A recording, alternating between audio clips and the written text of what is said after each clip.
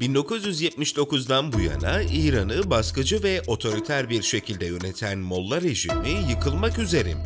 Peki yıkılırsa ne olur? İşte bu videoda bunlara yakından bakmaya çalışacağız. Ve video içinde İran'ın kaderini esas olarak elinde tutan o ülkeyi de öğreneceğiz. Hazırsanız ders çıkarılacak detaylarla dolu videoya başlayalım. Bugün İran'da rejimin çöküşüne dair konuşulanlar son gelişmelerin gölgesinde şekilleniyor olabilir. Ancak gerçekte bu bir anda olan bir şey değil. Yıllardır süregelen bir sürecin kaçınılmaz sonucu ve bu sürecin merkezindeki en belirleyici unsur da ekonomidir. Otoriter rejimlerin ortak bir stratejisi vardır. Tüm ekonomik kaynakları rejime sadık elitlerin kontrolünde tutmak. Bu yöntem ilk bakışta rejim için bir güvenlik duvarı gibi görünse de uzun vadede ülke ekonomisinin damarlarını tıkar. Potansiyelin sadece küçük bir kısmı kullanılır. Geri kalanı ise verimsizlik ve yolsuzluk batağında kaybolur. Bunlar da toplumun ahlaki dokusunu bozar ve yozlaşmaya yol açar. Oysa İran, enerji kaynakları açısından son derece zengin bir ülke.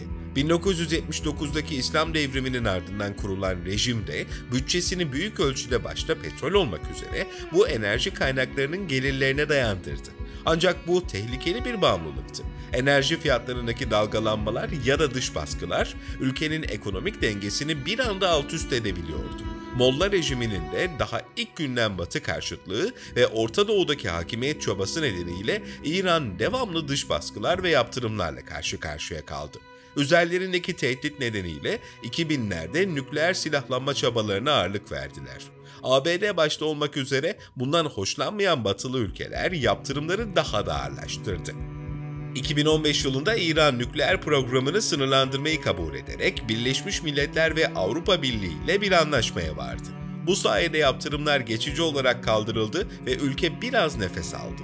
Fakat bu da uzun sürmedi. ABD Başkanı Donald Trump ilk başkanlık döneminde anlaşmadan çekildiğini duyurdu. İran yeniden yaptırımlarla karşı karşıya kaldı. Petrol ihracatı neredeyse durma noktasına geldi ve küresel finans sisteminden dışlandı. Zaten yıllardır ekonomik zorluklarla boğuşan halk için bu yeni izolasyon tam anlamıyla derin bir krizi tetikledi. İnsanlar artık günlük ihtiyaçlarını bile karşılayamaz hale geldi. Bu çaresizlik kitlesel öfkeye dönüştü. 2017-2018 yıllarındaki büyük protestolar işte bu ekonomik çöküşün doğrudan sonucuydu. Ve o günden bu yana İran sokakları ağır ekonomik koşullar nedeniyle zaman zaman yeniden alevleniyor. Yakın dönemde yaşananlarsa durumun ne kadar dramatik hale geldiğini gösteriyor. Yaklaşık 1 milyon öğrenci ekonomik koşullar nedeniyle eğitimini bırakmak zorunda kaldı. Üstelik enerji bakımından bu kadar zengin bir ülke günlük elektrik kesintileriyle boğuşuyor. Başkent Tahran dahil olmak üzere ülkenin birçok bölgesinde sanayi üretimi elektrik kesintileri nedeniyle %50 oranında kapasite kaybına uğramış durumda. Tarım sektörü de yine enerji sorunu nedeniyle darboğazda ve bu da gıdaya ulaşımı zorlaştırıyor.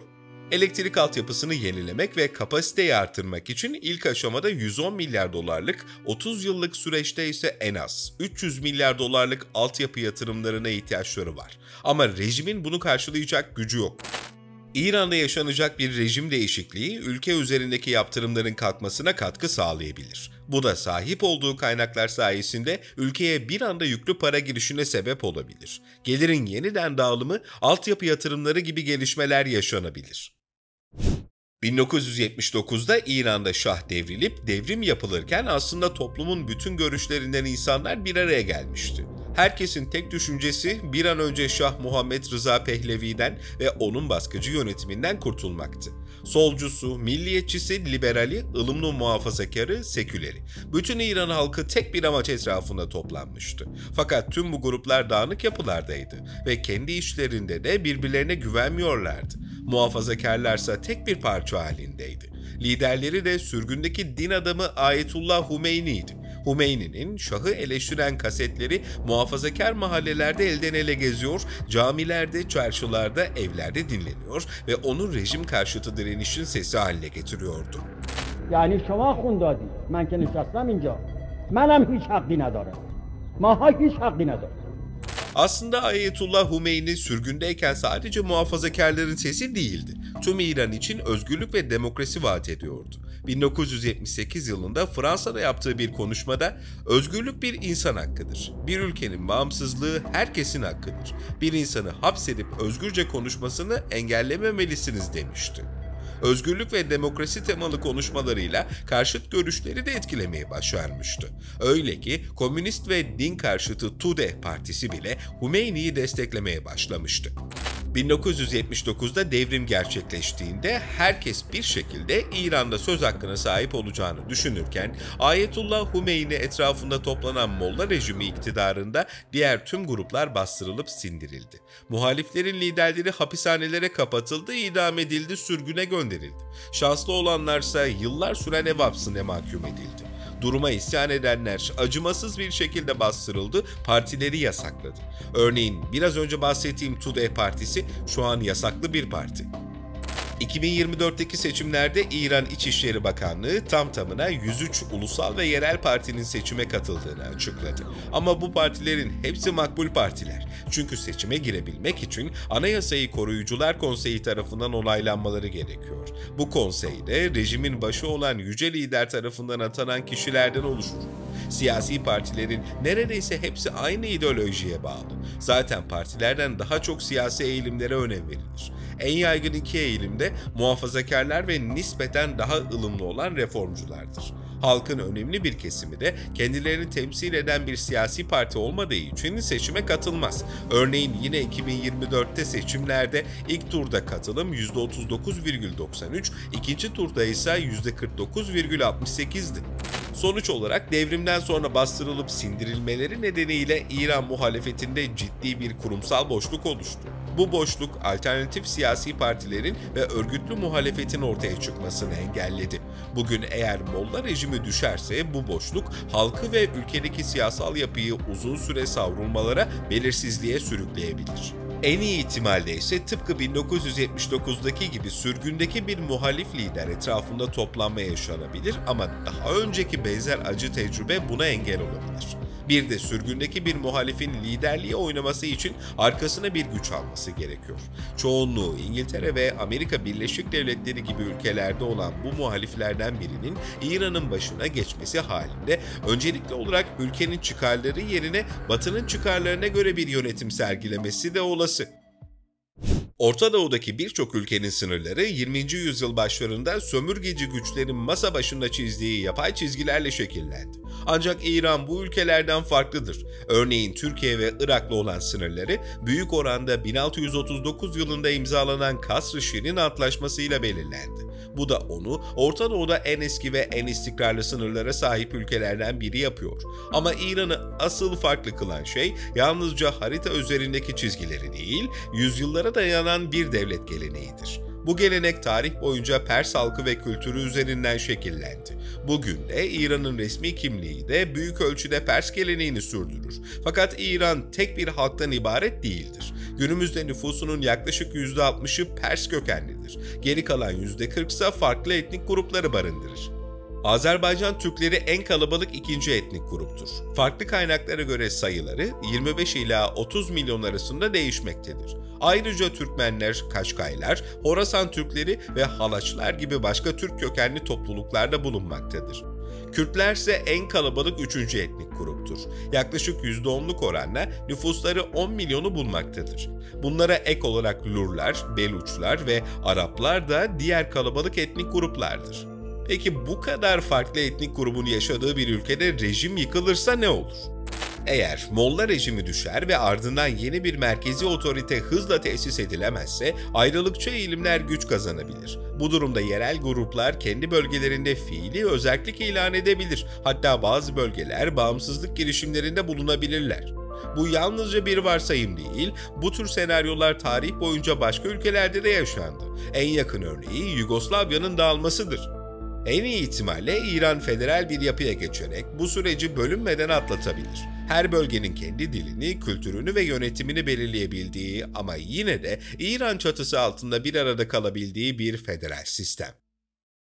İran'a yönelik füze saldırıları sonrası ortaya çıkan bu görüntü tüm dünyanın gündemine oturdu. İsrail'den fırlatılan bir füze yaklaşık 2300 kilometre mesafe kat etti ve İran devrim muhafızlarına mensup üst düzey bir komutanın evini, daha doğrusu yatak odasını nokta atışıyla vurdu. Bu saldırı sadece bir operasyon değil, aynı zamanda İran'ın iç dengesini ve rejimin sinir merkezine hedef alan çok güçlü bir mesajdı. Devrim muhafızları adından anlaşılacağı gibi İran'daki Molla rejimini korumak için kurulmuş özel bir yapıdır. Geleneksel İran ordusu yani Arteş, ülke topraklarını savunmakla görevliyken devrim muhafızlarının anayasal görevi İslam Cumhuriyeti'nin bütünlüğünü korumaktır. Anayasal olarak şu yetkilere sahipler: ülkeye olası bir yabancı müdahaleyi önlemek, geleneksel ordudan gelebilecek olası darbeleri engellemek ve İslam devriminin ideolojik mirasına zarar veren sapkın hareketleri bastırmak.